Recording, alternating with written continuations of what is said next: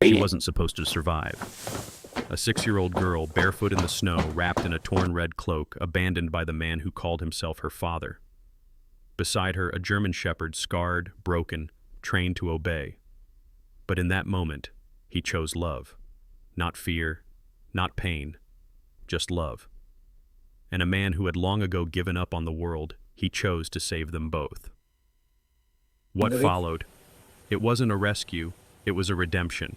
A second chance for a girl, a dog, and a man with a broken past. What happened next will restore your faith in kindness. Before we begin, tell me, where are you watching from? Drop your country in the comments below. And if you believe that no child should be raised in fear and no animal should be forced to hurt, hit that subscribe button. Because what you're about to hear might just change how you see love forever. The wind howled low through the pine-covered slopes of the Bighorn Mountains in northern Wyoming, curling around branches like icy fingers and dragging snow in wide, sweeping arcs across the ground. It was late afternoon, but the sun had already begun its descent behind the ridgelines, staining the snowfields with long shadows and a cold, dying light. This was the kind of cold that stole sound, that silenced birds and slowed rivers, and in the heart of it, a little girl stumbled alone. Her name was Ellie Rose, 6 years old, pale and far too thin for the kind of cold she was walking through. Her tangled hair, the color of maple bark in winter, clung damp to her forehead. Her cheeks were red and chapped raw. She wore only a faded red wool cloak, torn along the hem and fraying at the sleeves, over a gray flannel dress and no shoes. Her bare feet mottled with frostbite, toes purple, her small breath shuddering through cracked lips. The cloak had once belonged to her mother, or so she was told. She clung to that more than the fabric itself. Behind her, limping but determined, followed a dog, a German shepherd, gaunt and weathered, his black and tan coat matted with ice. He walked stiffly on his right hind leg, favoring it with each step. His right ear was torn near the tip, and a faded scar ran across his ribs. His name, if names still meant anything out here, was Bran. Bran was not just any dog. He was 7 years old, a former military K-9 trained for search and rescue, but repurposed, then discarded. He had known war. He had known command, precision, consequence. But Ellie had given him something he had not known since his first handler died overseas: gentleness. She had whispered his name to him not as an order, but as a prayer. He followed her now not because she commanded it, but because he couldn't let her vanish into the snow alone. They had fled the compound in the night, Shepherd Tech Behavioral Training Facility, a name that sounded scientific, neutral. Caleb Dalton, the man who ran it, was her legal guardian and something far colder. Caleb was in his late 40s, tall and clean-shaven, with short, dark blonde hair and a permanent furrow between his brows. He wore fitted leather gloves even indoors, hated interruptions, and spoke with a clipped, precise cadence. His reputation among investors was that of a visionary in canine behavior. Among the staff, whispers told of children who came and never smiled again. When Ellie had seen Bran fitted with the electric collar, a newer model Caleb had bragged about, she didn't scream. She had simply waited until night, wrapped a loaf of bread in the last cloth she could find, and opened Bran's crate. The dog didn't hesitate. He stepped out into the dark with her, and neither of them looked back. But now, after hours of wandering through ice and shadow, Ellie's body betrayed her. She fell once, then again, and this time didn't get up. Bran stood over her, whining softly. His breath rose in bursts of steam as he nudged her face with his muzzle. She was so still. Somewhere beyond the ridge, a pair of boots crunched in the snow. Henry Whitlow was 71 years old, with a build like the trees he felled knotted, solid, slightly bent by time but not yet broken. His beard was thick and silver, his hands rough, and his eyes deep-set and pale gray. He had lived in these woods for nearly 2 decades, alone in a hand-built cabin a few miles from the main road. Once a teacher of literature, once a father, once a man with a family and laughter in his life, Henry had retreated after the loss of his only daughter in a winter accident eerily like this one. He didn't believe in fate anymore. But he still walked the woods after snowfall, chopping down branches that could block game trails or collapse under weight. That was how he found them, Ellie in a red cloak curled like a fallen bird, and Bran standing vigil. Henry dropped to one knee without hesitation. "Hey. Hey now," he murmured, his voice rasped from disuse. "You still with me, sweetheart?" The dog didn't move except to shift slightly between Ellie and Henry. His growl was soft, more warning than threat. Henry raised a weathered hand. "I'm not here to hurt her, boy. You hear me? I got coffee in the cabin and fire in the stove. But if we don't move fast, she's not going to wake up again." There was a pause. The dog's eyes, amber and ancient, studied Henry's face. Then, slowly, he stepped back. Henry wrapped Ellie in his thick wool coat, lifted her against his chest, and nodded at the shepherd. "Come on, then," he said. "Let's get both of you somewhere warm." In the cabin, he laid her on the cot near the fireplace, stoked the flames, and heated broth. Bran lay curled beside her almost instantly, resting his head on the wooden floor but never letting his eyes close. Later that night, Henry sat at his workbench, sipping black coffee and watching the snow drift past the window. He looked at the dog and said, not expecting an answer, "Bran, huh? Old name. Celtic, maybe?" He paused. On the shelf above the fireplace sat a dusty copy of an old book his daughter once read every night, the Mabinogion. In it, Bran was a giant, a protector, a myth, a loyal being whose head, even after death, would bring safety to those who kept it close. He looked back at the shepherd. "Guess you earned that name, didn't you?" The dog didn't respond, but his ears twitched, and his gaze didn't leave the girl. Ellie woke to the sound of wood popping softly in the fireplace and the smell of something warm, oats maybe, or broth. Her eyelids fluttered, heavy as stone, and her first breath came out in a wheeze, sharp and dry. She tried to sit up, but the blanket around her felt like it weighed 100 pounds. Slowly, her eyes adjusted to the warm amber glow of the cabin. The walls were made of aged pine logs, each chinked with care and patched in places where time had begun to pull things apart. On one wall hung a faded photograph of a teenage girl in army fatigues, grinning beside a much younger version of Bran. Across the room, sitting at a carved wooden table with a steaming mug in hand, was Henry. He wasn't looking at her. He was staring into the cup like it held more than just coffee. When she stirred, his gaze lifted, slow and deliberate. "You're awake," he said, setting the mug down. His voice was deep, gravelly, but not unkind. Ellie nodded weakly. Her throat hurt too much to speak at first. She looked around for Bran. He was beside the bed, stretched out on a wool rug, still alert, ears twitching even as his eyes remained half closed. He looked better in the warmth, though the ribs still showed through his coat. Ellie reached out a hand and the dog responded instantly. His head nudged into her palm like he'd been waiting for permission. "Name's Henry Whitlow," the old man said after a beat. "This here's my place. You were damn near frozen out there, kid. That dog of yours kept you from becoming a snowdrift." Ellie finally spoke, voice scratchy.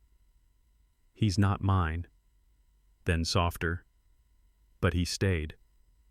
Henry's eyes narrowed slightly, thoughtfully. He stood and poured a small bowl of water, set it on the side table, and handed her a spoonful of warm oatmeal. She took it gratefully. When she had enough strength to sit upright, she began to speak. Slowly at first, just names, places. Then the rest came like a river finding its mouth. The facility, the crates, the sound of dogs yelping, the clicking of the remote, and Caleb Dalton, always Caleb. She didn't use the word father, not even once. Caleb Dalton, late 40s, tall and lean, with sharp features and a gaze that rarely lingered on a person longer than necessary, had taken her in 3 years ago, after her biological mother died. He owned and operated Shepherd Tech, a behavioral correctional facility for canine dogs, as he described it. But inside its stone walls and reinforced kennels, it was closer to a lab or a prison. Dogs there weren't trained, they were conditioned. Caleb didn't believe in affection. He believed in obedience. He measured success in silence and stillness, in how quickly a dog would stop barking after being shocked. Bran had been his prize unit, a reconditioned military canine. But Ellie had seen what the others hadn't. The way Bran flinched at loud noises, the haunted way he stared at walls when alone. She had sat by his kennel after lights out, humming lullabies her mother used to sing, and one night he had pressed his scarred body against the gate. That was the beginning. Henry listened without interrupting. His face remained a map of creases and shadows, but something in his shoulders slumped when she mentioned Bran's name. "What did you say his name was?" he asked slowly. "Bran," Ellie whispered. "At least, that's what I call him. It's what he seemed to remember." Henry stood and walked to a shelf above the fireplace. From behind a stack of old dog-eared books, he pulled a small tin box. He opened it carefully, like something sacred might leap out. Inside were a few letters, photos, and a dog tag. The tag read, "Bran, Unit 214, K9 Military Corps." "My niece," Henry said, his voice now low, almost distant. "Captain Ruth Whitlow, Army K9 handler. Deployed 3 tours in Afghanistan. She died 6 years ago during an IED strike. Her last request was, if anything happened to her, her dog would come to me, to live out his life free." He looked at Bran, who was now curled tightly beside Ellie. "I thought the military lost the dog in transport. Never heard from the handler in charge after that." Ellie's breath caught. "Caleb said he bought him from a handler who quit." Henry muttered something under his breath, stepped back to the fire, and stared into the flames. "Then he lied," he said flatly. "Stole him, more like." Outside, the wind shifted. A storm was moving in again. Meanwhile, several hundred miles south in Cheyenne, Caleb Dalton was in his office at the Shepherd Tech compound. The room was sterile chrome shelves, beige walls, 2 monitors glowing with footage from the facility's camera system. He leaned back in a leather chair, jaw clenched, thumb scrolling through his phone. In front of him stood Darren Vaughn, his head of operations, a stocky man in his mid-30s with short-cropped brown hair, a former sheriff's deputy who had lost his badge after a misconduct investigation that was quietly buried. Darren was loyal, efficient, and rarely asked questions. "She's not with any relatives," Darren reported. "We swept the town, the church group, the old social workers list. Nothing. But someone said they saw a kid in red up near the Bighorn Range yesterday." Caleb's nostrils flared slightly. "With the dog?" "They think so, but the trail's cold. Storm's coming in again. No one's going up there unless they're nuts." Caleb stood. "Then get nuts. I need them back. Before the Turner group arrives next week." Darren nodded, but didn't move. "You sure you want the girl back too?" Caleb's eyes narrowed. "Yes, especially the girl. She knows too much. And Bran is irreplaceable." The snow outside had softened into a quiet hush, blanketing the mountains in stillness. It was the kind of silence Henry hadn't known in years, the kind that didn't feel empty, but full, like the whole forest was holding its breath. Inside the cabin, it was warm. Wood crackled in the hearth, golden light danced across hand-carved shelves, and the scent of pine resin and cinnamon lingered in the air. Ellie was sitting cross-legged on a thick sheepskin rug, a tiny figure in Henry's oversized flannel shirt, her red cloak drying by the stove. Her hair, now brushed and tied back with a strip of twine, still curled wildly at the ends. She had a quiet intensity about her, the kind that made people underestimate her until she spoke. Right now she was holding a piece of sandpaper and smoothing the edge of a wooden toy duck. Bran lay at her side, his head resting on his front paws, eyes half closed but alert. The scar along his ribs twitched now and then, a remnant of whatever horrors he'd endured before. He never let Ellie out of his sight. If she moved to the workbench, he followed. If she crossed to the stove, he rose to check. Henry watched them from his chair, heart caught somewhere between admiration and ache. Henry had started bringing out small projects from his woodshop to the living room to stay near Ellie. She wasn't strong enough yet to handle chisels, but sanding was safe, and he'd begun showing her how to identify grains, how to polish knots, how to coax shapes from old pine. He hadn't had an apprentice in decades, and certainly never a child. But Ellie didn't fidget. She didn't ask to stop. She worked with purpose. During one break, she looked up and asked, "Did you ever name the toys you made?" Henry raised an eyebrow. "Name them?" "Yeah," she said. "This duck, he looks like a Gus." He chuckled. "I guess I've always thought of them as things, not people, not—" Ellie tilted her head. "But everything has a story, even quiet things." Henry paused. "That sounds like something my daughter would have said." "You had a daughter?" she asked softly. He nodded, not meeting her eyes. "Her name was Lila. She was your age when she first helped me carve. Bright, curious, always trying to climb trees she couldn't reach. He stopped, voice tightening. She died. Winter accident. Long time ago. Ellie didn't press. She just scooted closer and laid the sanded duck gently beside his hand. Then Gus is for her, she whispered. Henry turned away, blinked fast, and muttered, "Thank you, kid." Later that afternoon, the sun dipped lower behind the ridge. The world outside turned from white to blue, then to pale gold, as if dusk had dipped the mountains in candlelight. Ellie tugged gently at her red cloak, now patched and dry. From its hem, she tore a thin strip of fabric and held it out to Henry. "For you," she said. Henry looked at the cloth, surprised. "What's this?" "You don't have anything red," she explained, eyes serious. "So when you look at it, you'll remember today, and maybe smile, like I do, when Bran breathes funny in his sleep." He stared at her for a long second. "You know, you might be the strangest little girl I've ever met." She grinned. "That's what Caleb used to say too, but meaner." Henry took the cloth. He tied it to the handle of his toolbox, the red flash bright against the dull wood. "Then let's make that a good strange from now on." In the evenings, Henry had started observing Bran more closely. He scribbled notes in an old ledger by the firelight, watching how the dog responded to different sounds and motions.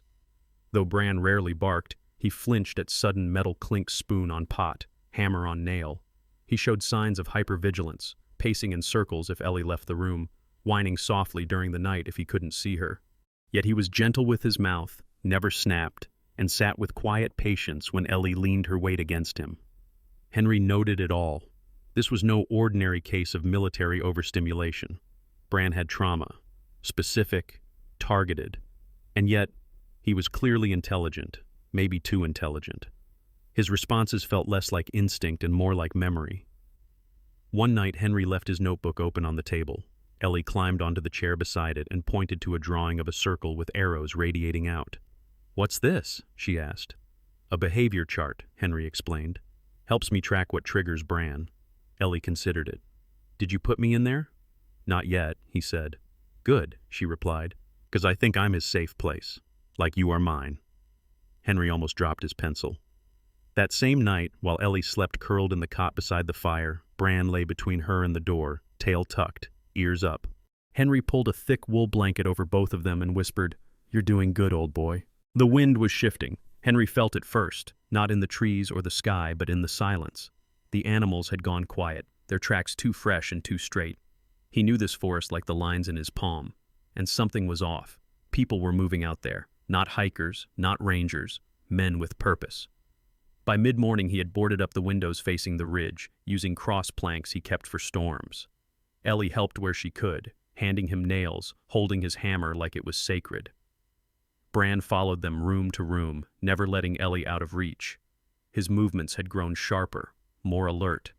His ears constantly scanned the woods, nose flaring at each gust of wind. Henry looked at him and muttered, "You feel it too, huh?" They had 3 days of calm. Then the boot prints came, deep, deliberate, about the size of a man in heavy tactical gear. Henry spotted them on the trail beyond the river, just past the cedar grove where the snow was usually untouched. Too fresh to be old. Too quiet to be accidental. In the warmth of the cabin that night, Henry pulled an old metal lockbox from beneath his bed. Inside were mementos, army badges, letters, and a roll of photo negatives. He retrieved a printed photo and studied it under the firelight. It was of Bran 2 years younger, standing proudly beside a young man in a lab coat, eyes cautious but clear. The man in the photo was Michael Garrett, a veterinary student who had interned at Shepherd Tech the same year Bran was transferred there. Michael had been smart, kind, but nervous. A man in his mid-20s with a face that blushed too easily and glasses that always slid down his nose. He had a soft spot for wounded animals and a not-so-secret dislike for Caleb Dalton. He had written Henry once, years ago, after recognizing Bran's name from military records. Henry rummaged through the desk drawer and pulled out his emergency satellite phone. He hadn't used it in years.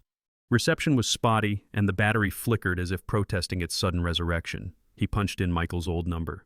It rang 4 times before a groggy voice answered. "This is... Michael? Garrett?" Henry's voice was a graveled whisper. "It's Whitlow."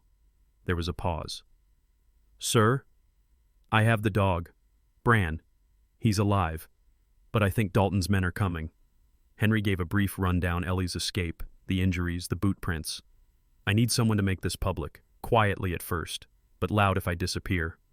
Michael's voice steadied. "I have contacts. A reporter who's been circling Caleb's operation for months. Her name's Carmen Dale, mid-30s, sharp as hell, red curls, long coat, drives a Subaru that runs louder than it should. You'll like her." "She trustworthy?" "She's been digging into Shepherd Tech since her cousin's K9 came back from training half catatonic. She's waiting for confirmation." Henry nodded to no one. "Tell her it's confirmed. I'll send her photos." He hung up and connected his old digital camera to the laptop. The photos were clear close-ups of Bran's neck, where fur refused to regrow, the faint scarring from the shock collar Caleb used. He attached the images to an encrypted email and hit send. That night, as the wind howled outside, Henry sat by the fire sharpening his axe. Ellie sat nearby, hugging her knees, Bran's massive head resting in her lap. She looked up at Henry and asked, "Do you think he remembers?" "Remembers what?" Henry asked. "The pain." Henry swallowed, his hand freezing mid-motion. "I used to be scared when Caleb yelled," Ellie said, her voice distant, like she was speaking from far off in time. "But I got used to it. I stopped crying. But Bran, every time he got shocked, he'd whimper, and then he'd look at me like he was sorry." She paused. "I was never scared for me. Only for him." The sharpening stone slipped from Henry's hand and thudded against the floor. He stared at her, then blinked away the wetness gathering in his eyes.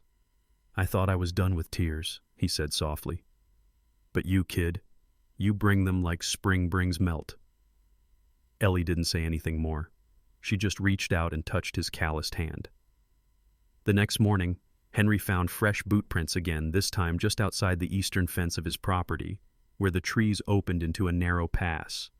He scanned the horizon and saw nothing, but he knew. They were getting close. Bran had become even more reactive, his body often tense, nose in the air, tail stiff behind him. Henry had seen that posture before, in soldiers before a firefight. Bran wasn't just sensing danger. He was waiting for it. Henry loaded the fireplace with extra wood, checked the shotgun he hadn't touched in years, and stacked supplies into a false wall under the pantry, just in case they had to disappear quickly. That evening, he noticed Ellie sketching something on a sheet of folded paper. It was a drawing of Bran standing in front of a small girl, teeth bared at a faceless man in a suit. She'd written underneath, "Some dogs follow orders, mine follows his heart." Henry looked at it and said, "You know that's not entirely true." "Yes, it is," Ellie answered without looking up. "He could have hurt Caleb, but he didn't. He just stayed with me." Henry didn't argue. Some truths didn't need logic, they just needed space.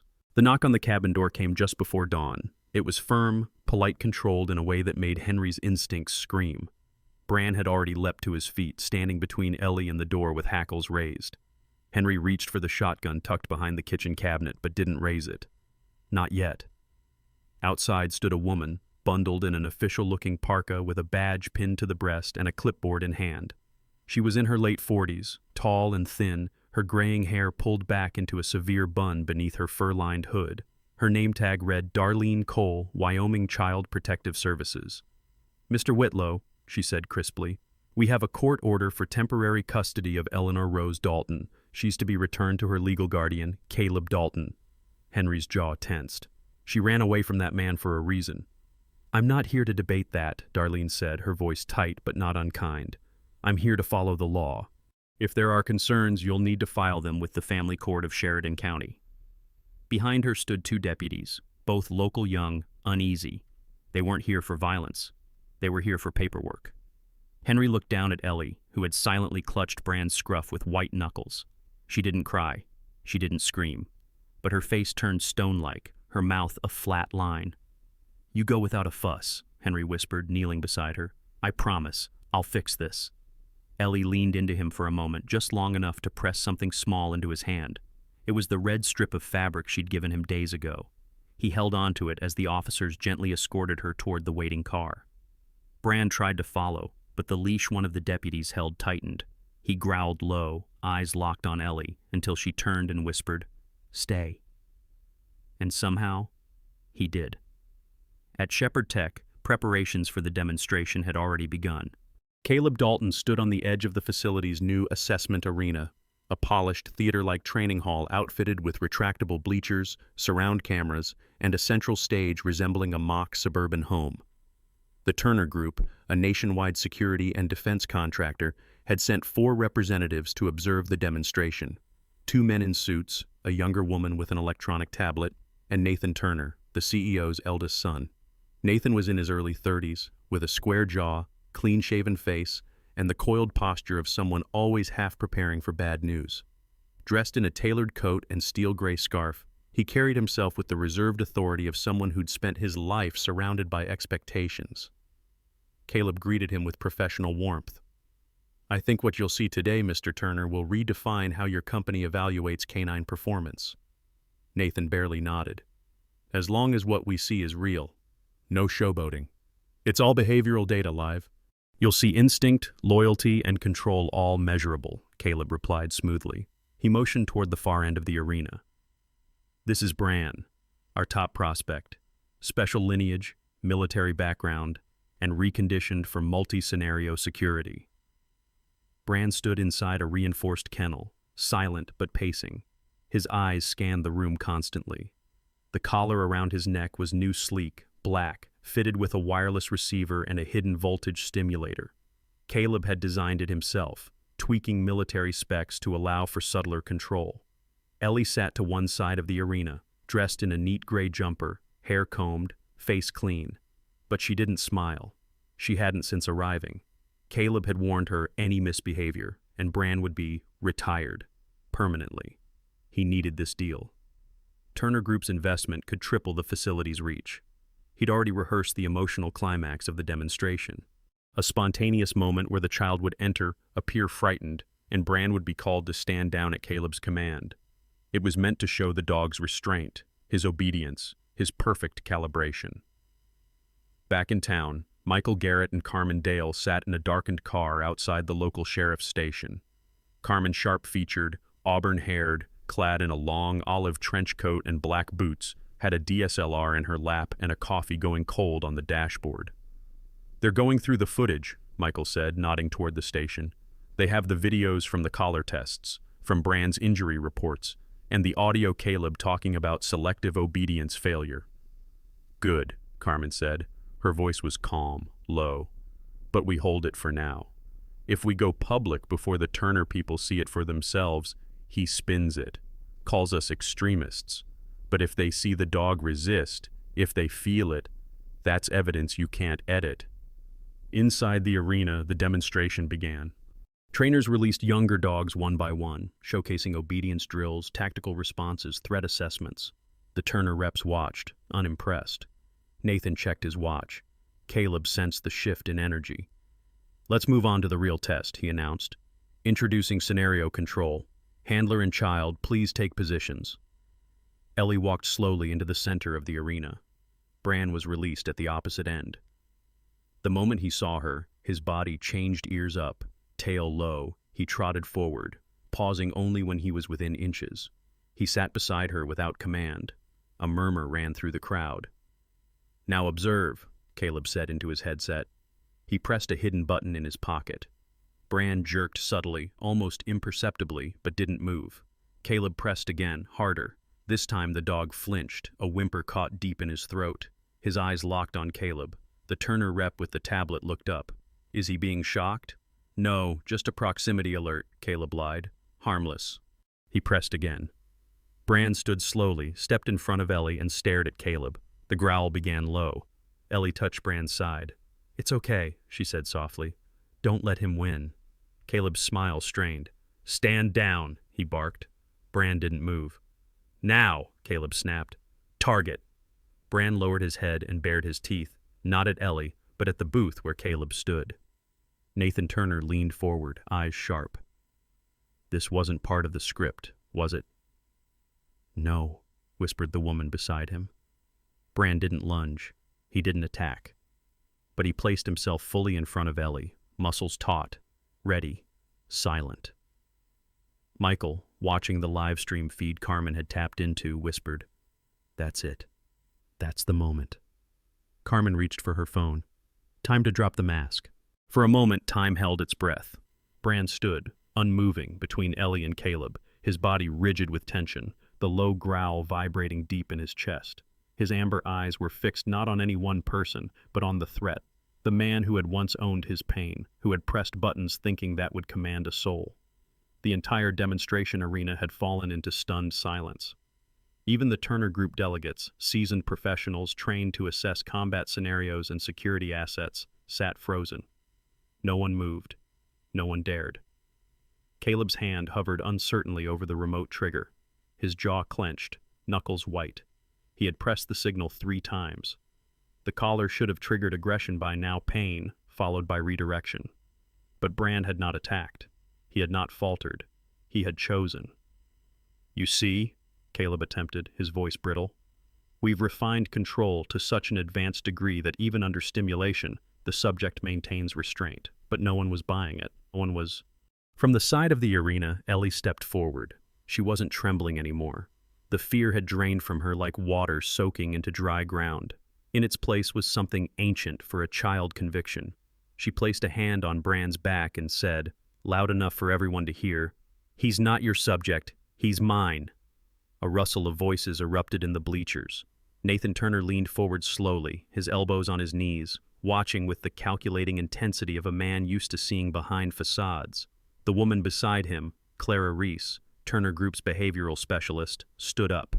Clara was in her late 40s, medium height, with short platinum hair and a sharp-lined navy pantsuit. She had a reputation for reading dogs the way surgeons read x-rays. "May I enter the ring?" she asked coolly. Caleb hesitated. "It's not safe." "I wasn't asking you." Clara climbed down into the performance space, heels echoing against the concrete. She approached slowly, hands visible, body language low and open. Brand's growl remained steady, but his tail no longer twitched with warning. "I've evaluated over 300 canines in my life," she said softly, her voice carrying. "But this one has the presence of a protector, not a predator. What did you do to him?" Caleb didn't answer. He turned, stepped off stage, and muttered something into his headset. From the rear entrance of the arena, Michael Garrett appeared, flanked by 2 uniformed officers from Sheridan County. Michael still wore his battered winter coat, snow-dusted on the shoulders, a USB drive in hand. His eyes scanned the crowd until they landed on Ellie and Bran. He relaxed slightly. The older officer stepped forward. His name was Deputy Wallace Dames, a man in his 60s with a thick gray mustache and slow, deliberate movements. He spoke with the calm of someone who had seen enough lies for several lifetimes. "Mr. Dalton, we need to speak with you. Privately." "On what basis?" Caleb barked. Michael plugged the USB into the public screen terminal at the judge's booth. The monitors behind him came alive, first with sound. Dogs yelping, a trainer laughing, the distinct clicking of a voltage dial. Then came images. Brand flinching under electrical stimulus, the long-heeled, scarred neck, Ellie's face peering through the kennel bars. "This footage was recorded on site at Shepherd Tech," Michael said calmly. "It includes evidence of unlawful training methods, including electrical reinforcement exceeding legal voltage for canine conditioning and documented emotional distress in both human and animal subjects." Gasps rippled through the audience. "Police are prepared to investigate," Deputy Dames added, "and if confirmed, pursue criminal charges." Caleb laughed once sharp, nervous. "This is a smear campaign. That child was unstable. She ran away. I was protecting my property." "Your property?" Clara snapped. Michael turned. "He's talking about Bran." The audience turned visibly against Caleb. Even Nathan Turner, who had remained silent until now, stood up. "This demonstration is over, and we'll be reevaluating any business association with Shepherd Tech pending full investigation." As the officers escorted Caleb out of the arena, Bran's stance finally relaxed. He turned his head and licked Ellie's hand once before lying down, body pressed lightly against her legs. A moment passed, and then without prompting, the crowd began to clap. Not loud, not theatrical, just a slow, quiet ripple of recognition that something real had happened, something human. something true. Michael approached Ellie. He knelt beside her and said gently, "You were very brave." She smiled just a little. "I didn't do anything. Bran chose." "That's everything," he replied. Carmen Dale appeared from the side hallway, camera slung around her shoulder. She caught Michael's eye, nodded once, and held up her phone. The footage was already streaming to her editor. It would be national news by nightfall. Outside, snow had begun to fall again, soft flakes drifting like the quiet afterward of a storm. Inside, Ellie knelt beside Bran, wrapped her arms around his broad neck, and buried her face into his fur. He made a small, contented sound deep in his throat. He had not obeyed. He had protected. The courtroom was smaller than Ellie expected. It smelled faintly of old varnish and winter coats. There were only a few rows of wooden benches, and behind them, a tall window let in a shaft of pale morning light that stretched across the floor like a ribbon. Ellie sat at the front beside Henry, her hands folded neatly in her lap. She wore a soft cream sweater a kind neighbor had knitted for her, sleeves still a little too long. Bran lay at her feet, head resting lightly against her boots, eyes half-lidded but alert. The Judge Margaret Trussell, a woman in her 60s with sharp gray eyes and a slow, measured voice, read the final lines of the ruling aloud. Effective immediately, temporary guardianship of Eleanor Rose Dalton is granted to Mr. Henry Whitlow, pending final evaluation after 6 months. Henry placed a hand over Ellie's. His grip was steady, calloused, warm. Ellie didn't smile, but she leaned into his side, and for Henry, that was enough. Across the aisle, Michael Garrett stood beside Carmen Dale. Michael wore his usual olive coat, dark slacks, and an expression of cautious relief. Carmen, by contrast, had a notepad tucked under one arm and a satisfied glint in her eyes. She had spent the past week working with editors, carefully releasing pieces of Bran's story alongside facts of Caleb's indictment. The response had been immediate and overwhelming. News sites, animal advocacy forums, even veterans groups. Something in Bran's choice had struck a chord. A few days later, Henry stood in front of his old cabin, wind curling through the trees, and looked out at the clearing that had once been his sanctuary. It still was, in many ways, but now it was also something more. Workers moved across the land with purpose. Grace Teller, a former Navy medic turned rehabilitation therapist, coordinated volunteers like a general in the field. She was in her early 40s, tall and athletic, with sun-weathered skin and chestnut hair pulled back into a practical braid. Calm but commanding, Grace had a presence that quieted the room without raising her voice. 3 more cabins arriving tomorrow, she said, checking her clipboard. We'll convert one into a woodworking studio, one for therapy space. The third will be sleeping quarters for the kids. We've got donors lined up to sponsor materials, tools, animal care. You just say the word. Henry chuckled, rubbing the back of his neck. You're moving faster than I ever could have dreamed. Grace smiled, sharp and fond. That's 'cause I still have cartilage in my knees. The new center, dubbed Whispering Pines, had come together in less than 3 weeks. It was a joint project funded in part by private donations, and in part by a small trust fund Ellie's mother had left behind, which had been frozen until Caleb's arrest. The mission was clear: to build a place where children, animals, and people scarred by systems could find healing. Not with pills, not with silence, but with wood, soil, fur, and time.